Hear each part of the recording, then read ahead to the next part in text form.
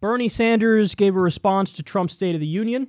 We just covered Joe Kennedy's response, the official Democratic response. It was pathetic. Let's see how Bernie did. This is a little clip from the end of his speech. We are seeing the growth of grassroots organizations and people from every conceivable background starting to run for office. And they're running for school board, city council, state legislature, the U.S. House, the U.S. Senate. In fact, we are starting to see the beginning of a political revolution, something long overdue. And these candidates from coast to coast are standing tall for a progressive agenda, an agenda that works for the working families of our country and not just the billionaire class.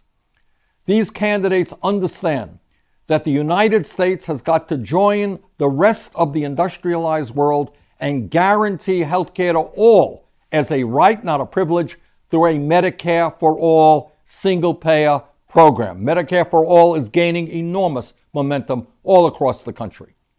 These candidates understand that at a time of massive income and wealth inequality, when the top 1/10 of 1% now owns almost as much wealth as the bottom 90%, we should not be giving tax breaks for billionaires, but demanding that they start paying their fair share of taxes. These candidates know that we need trade policies that benefit working people, not large multinational corporations. They know that we have got to take on the fossil fuel industry, transform our energy system, and move to sustainable energies like wind, solar, and geothermal. They know that we need a $15 an hour federal minimum wage, free tuition at public colleges and universities, and universal childcare. They understand that it is a woman who has the right to control her own body, not state and federal governments, and that women have the right to receive equal pay for equal work and work in a safe environment free from harassment. These candidates also know that if we are going to move forward successfully as a democracy, we need real criminal justice reform, and we need to finally address comprehensive immigration reform.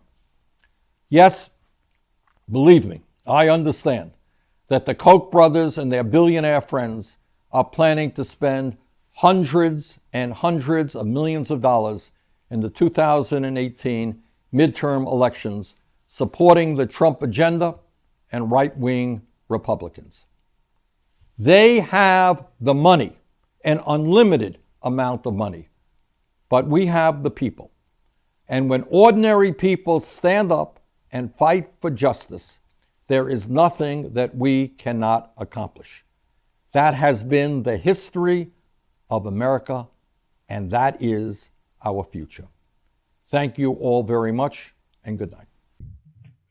You know, Bernie really is a transformative figure in American politics, and it honestly doesn't even matter what happens in the rest of his political career, because he really changed the game. He really changed the game. He's daring to say things that other politicians wouldn't do in a million years. Like, for example, I know this is just a little thing, but it actually means quite a bit. At the end of his speech, he says, you know, thank you and good night, basically. He didn't say God bless America.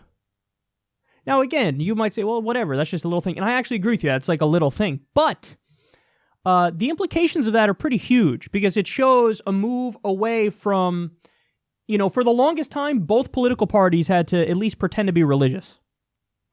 And now you have just an open attempt to move away from the religiosity of our political scene and just more to a clear version of secularism. If you bring up religion and you're a politician in the UK, for example, they look at you like you're crazy. Like, what the fuck does your religion have to do with running the state? They look at you like you're crazy. In the US, though, both politicians in both parties act like, oh, I'm religious.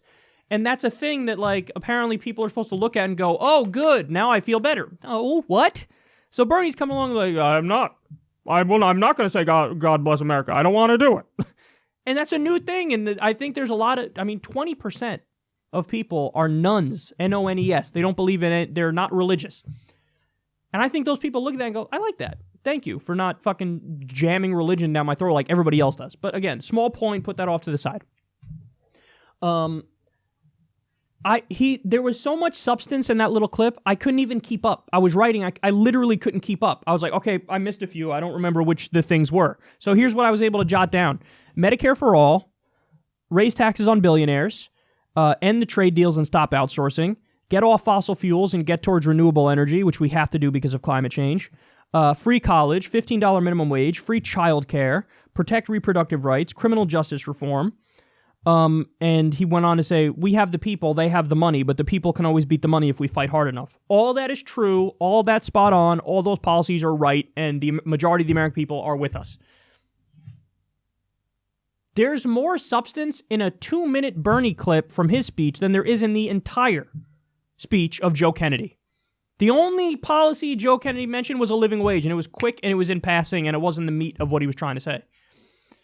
Everything else was, equality is good, and it is bad when people are bigoted. And I'm here in Massachusetts, and you are hardworking people, and I like you in the audience. I am not a robotic politician. Yes, I am. So, look, that's the way it's done, guys, what Bernie did here. Now, earlier on in the speech, he like basically fact-checked Trump, because Trump made a lot of claims.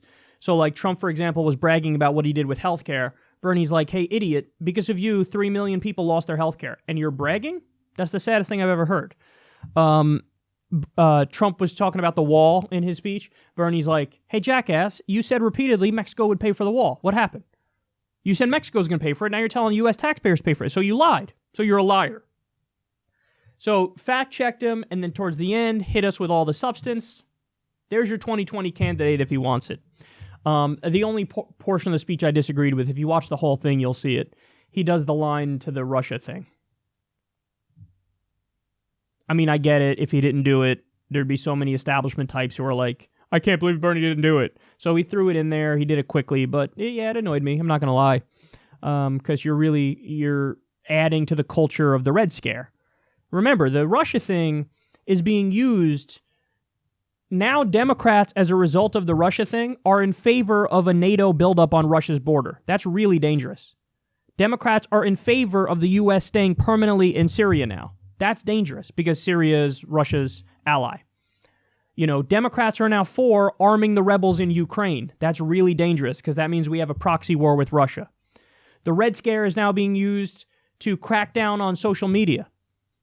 For Google algorithms now, they deprioritize independent news under the guise of, well, there's some fake news in there, so we got to deprioritize all of it. YouTube, same thing happens. Google owns YouTube. Twitter, getting rid of Russian bots, but we already have countless stories of people who are not Russian bots who had their accounts suspended. So this is a new McCarthyism, it is. And Bernie contributed to it with what he said, and it's sad. But the rest of the speech was spot on. Bernie's still by far and away the best candidate that we're looking at here, and I'm happy he did his response.